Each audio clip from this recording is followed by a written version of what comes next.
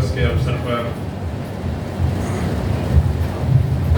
सहरसा, औरंगाबाद, भागलपुर और भागलपुर के सभी मित्रों को बहुत बहुत शुभकामनाएं। तो शिक्षिका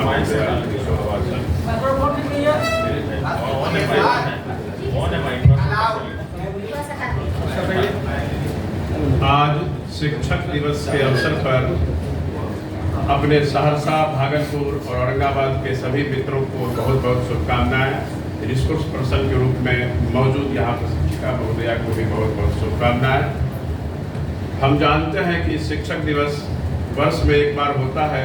शिक्षकों को सम्मान दिलाने के लिए, उनके प्रति अपने आदर भाव को संरक्षित और सुरक्षित रखने के लिए हम अपने पुरोधा, महान दार्शनिक और पूर्व राष्ट्रपति डॉक्टर राधाकृष्णन को नमन करते हैं, उन्हें याद करते हैं और उनके द्वारा कृत्यों के लिए अपने आप को कृतज्ञता उनके प्रति ज्ञापित करते हैं।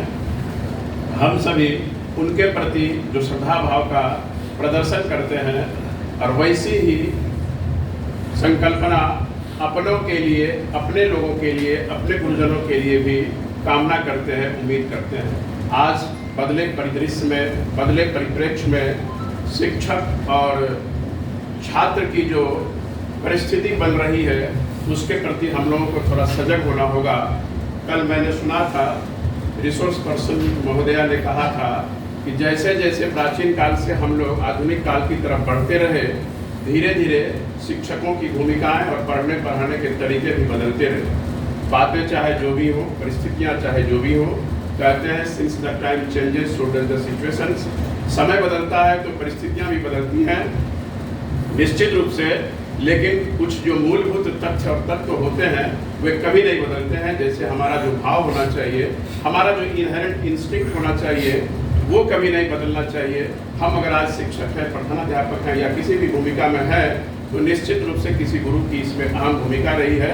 मैं आज अपने तमाम गुरुओं को नमन करता हूं जिनकी बदौलत मैं आज यहाँ तक हूँ, या और भी जो आगे बढ़ने की मुझे उम्मीदें हैं, उन सबों के लिए मैं उन लोगों के प्रति, उन गुरुजनों के प्रति जिन्होंने मेरे व्यक्तित्व के निर्माण में अपनी ईंटें लगाई थी और अपने गारे लगाए थे, मैं उन सबको नमन करता हूँ, उन्हें याद करता हूँ। और आज बदले परिदृश्य में तमाम गुरुजनों से भी अनुरोध करता हूँ कि जो भी हमें भूमिका मिली है अपने विद्यालय में, अपने कार्य क्षेत्र में करने के लिए, उनके प्रति हम पूरी तरह से वफादार और ईमानदार रहें और बच्चों के प्रति जो हमारी भूमिका सर्वश्रेष्ठ होनी चाहिए उसे प्रदर्शित करते हुए, दिखाते हुए काम करें, ताकि जो हमारी गरिमा धूमिल सी प्रतीत हो रही है, होती रही है, प्रतीत होती है, वो फिर से गरिमा कायम हो सके और अपना जितना सहयोग हो पाता है उसे करते रहें। किसी भी अन्य चीज़ पर ध्यान न दें कि हमारी शिकायतें कितनी हो रही हैं, हमारी आलोचनाएं कितनी हो रही हैं, लोग हमारा क्रिटिसिज्म कितना कर रहे हैं, इस पर ध्यान नहीं देना है। बस हमें चलना है तो चलते रहना है। जो काम है मुझे पता है, हम सबों को पता है, किसी को बताने की कोई आवश्यकता नहीं है, सभी जानकार हैं। कम से कम 20, 22, 23 से 29 वर्षों का सबों के पास अनुभव है। उन अनुभवों को लेकर के हम आगे बढ़ते रहें, हमारी राह में कोई बाधा नहीं उत्पन्न कर सकेगा। कहते हैं एक बार जब हम ठान लेते हैं तो राहें आसान हो जाती हैं। तमाम दिक्कतों और परेशानियों को एक तरफ रखते हुए हम अपने काम में लगे रहें, हमें हमारी गरिमा वापस मिलेगी, इसका मुझे पूरा यकीन है। आज प्रेरक प्रसंग के रूप में मैं एक पुरानी कहानी कहना चाहता हूँ। एक कहानी है कि एक मंदिर के प्रांगण में गुलाब का पौधा लगा हुआ था। मंदिर के प्रांगण में, यानी मूल जो गेट उसका था, जो मेन गेट है, उससे बाहर में गुलाब का पौधा लगा हुआ था। गुलाब का पौधा थोड़ा ऊंचा हो गया था।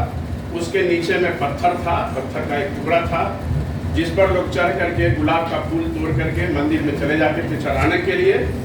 गुलाब को थोड़ा सा गुमान हो गया, जैसे कि हम लोग जैसे जैसे हमारी स्थितियाँ समाज में बदलती हैं, हमारा स्तर या लेवल बदलता है तो हम में गुमान छा जाता है, हम गुमानी हो जाते हैं, घमंडी हो जाते हैं और दूसरे को तिरस्कृत भाव से देखने लगते हैं। इससे बचना होगा। इसी संदर्भ में ये प्रेरक प्रसंग है।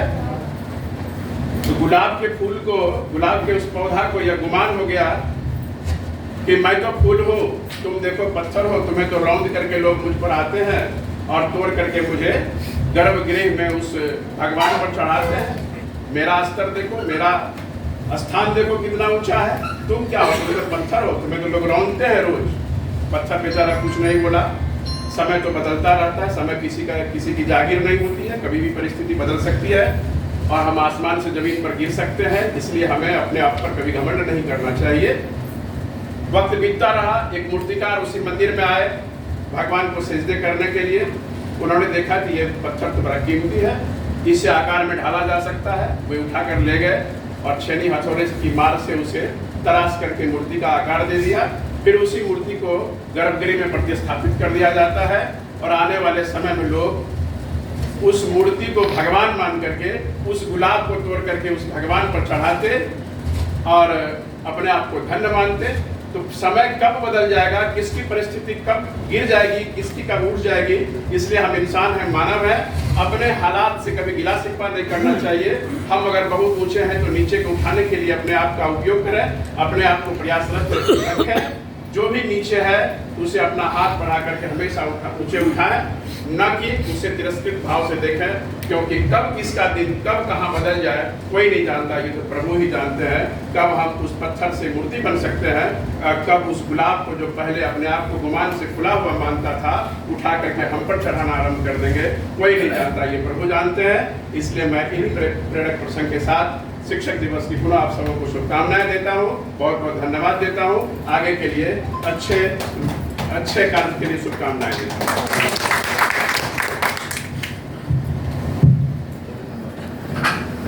तो हम लोग पहले राष्ट्रगान कर लें, उसके बाद प्रतिवेदन।